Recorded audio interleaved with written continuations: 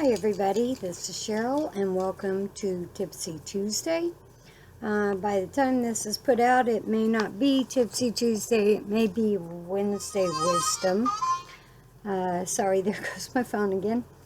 Okay, so for this week, we are going to talk about New Year's Eve. New Year's Eve, New Year's Day.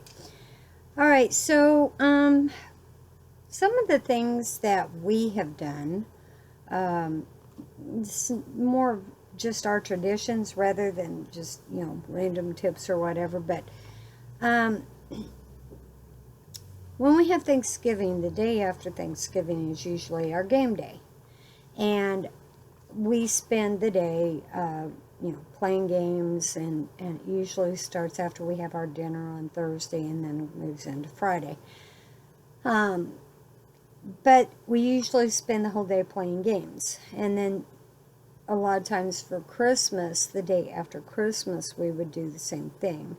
And then on New Year's Eve, we will start a game marathon. And we basically, it depends on what we're doing that day on New Year's Eve. But it usually starts in early afternoon, and we start having a game marathon, and we play up until just before midnight. We take a break, see the new year in, and then we play until we get tired and go to bed, and then we spend New Year's Day playing games. And we do that so we have time together, but we do take breaks for other things. Now, during that time, New Year's Eve and New Year's Day, we do two things. For food, we do a lot of buffet-style finger foods, or we have leftovers that we've saved and serve them. And we don't usually have a dinner for New Year's, but we will do a lot of leftover casserole stuff, things like that, or we do a crock pot meal. That way we're not spending a whole lot of time in the kitchen. And we do make our own party favors and party decorations. We use a lot of different things for those to make our own decorations and things like that. And then the two big things that we do take time out to do is, one is each person, we allow enough time for each person to express something that was very special that happened to them during the year. Now, at Thanksgiving we talked about things that we are thankful for, grateful for, but we also take the time to remember something special that's happened. And we allow each person to express something that's happened during the year. We also allow each person to talk about a goal that they've set for the upcoming year. Now, the other part of it is I like to give a gift on New Year's Eve or New Year's Day of either a new notebook or a journal and a pen.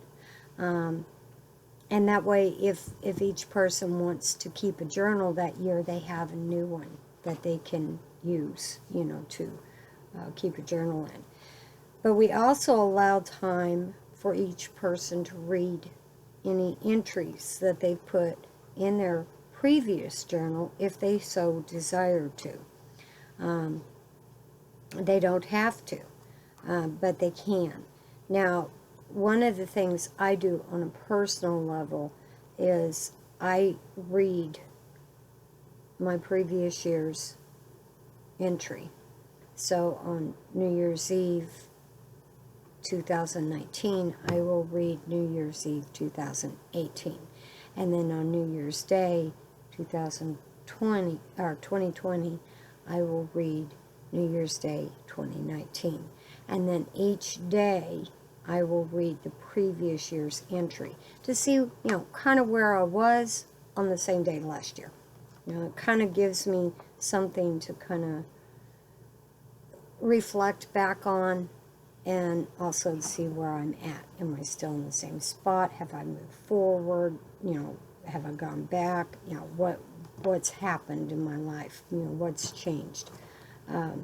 So it just kind of a reflective time.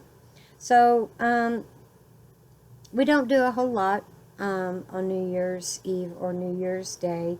It's just kind of a time for reflection and, just spending time together. Just a fun time. I kind of look that if we have better weather this year, I kind of look for us, we might actually go out and explore a little bit in our little secret area close to our house, that we might do that this year, and do some practicing. I'll just put it that way. But anyway, you all have a nice day, and I will talk to you soon. Bye.